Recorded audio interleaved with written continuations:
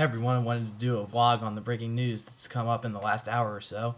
If you haven't heard, Chris Pronger does indeed have a fracture in his hand, what everyone was worrying about, and he will have surgery tomorrow, putting him out until right around where the playoffs start.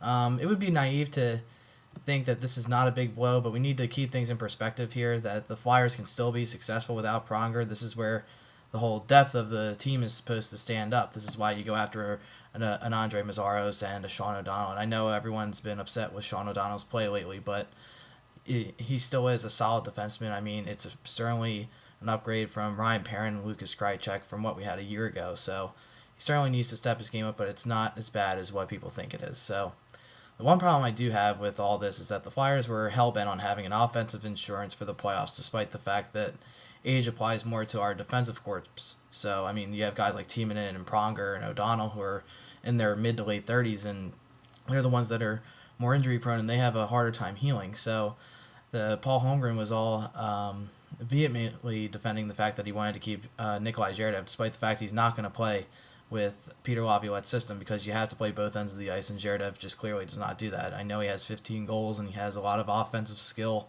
but he's very selfish with the puck a lot, and he just is a liability in the defensive end. He kind of just loops and circles, and he really doesn't do anything productive defensively. So I back Laviolette on the fact that he doesn't have a double standard, and he lets Zherdev off the hook for that kind of thing. So since he continues to be scratched, his salary just sits there on our salary cap, and we're very strapped, as we always are in this post-lockout era. So all the media that said Holmgren should have gone after a seventh defenseman after Oscar Bartulis' injury are now saying, "I told you so." I mean, I know Craig Rivet is well past his prime, formerly of the Buffalo Sabres, but I certainly believe that he brings a better presence than Nick Boynton. It's no offense to Boynton, but Boynton hasn't been able to crack a Blackhawks lineup that's not well known for its defense. It's more known for a very up-tempo offensive team, and they're cap-strapped as well, and he just can't seem to crack their lineup. So this certainly makes a March game against the Panthers tomorrow that much more intriguing. Panthers were sellers at the deadline. They now have hungry young players that want to prove that they belong. So Thomas Vokoun is steady in net, so we know what we're gonna see out of him. But how the Flyers will respond when Pronger is out long term now. Briere is saying he's scared about all the late game meltdowns. It's just an enigma to know where this team's state of mind is. So the only way they can remove doubt is just go out and win. It's really that simple. After last game, I'd look for Boost to be in the net, though, as the goalie carousel seems to continue. I know Bob had a tough night on Saturday night, but not all those goals were his fault.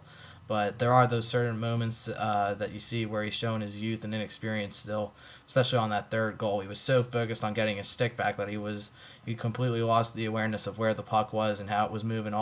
It went from the corner back to the point and right over to the far side already, and he didn't even notice it until the puck was already in the net. So it's just those little things like that he needs to improve. So that said, the team has to play better defensively in front of their goaltenders. It's unacceptable in the NHL level to have a blind backhand pass trying to wheel the puck around instead of just picking your head up and quickly surveying your options. I know it's easier said than done, but you can definitely do it, especially with the guys that have this much skill.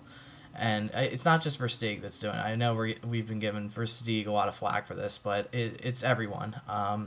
You just hold the puck along the boards until you get help from a defense or a center. There's just other options you can do besides just blindly backhanding it. It's one of the worst things you can do, probably, unless you threw the puck in the center of the ice. That's probably the worst thing you could do. So it's just the little things that the Flyers needed to take care of. So if the Flyers don't want to play golf until June, then they have to start doing these little things right. So for constant updates and opinions, you can follow me on Twitter at bsharpgmu, and then keep following both the Section 247 and Orange Crush DC blogs, all right? So hope everyone's doing well, and I'll talk to you soon.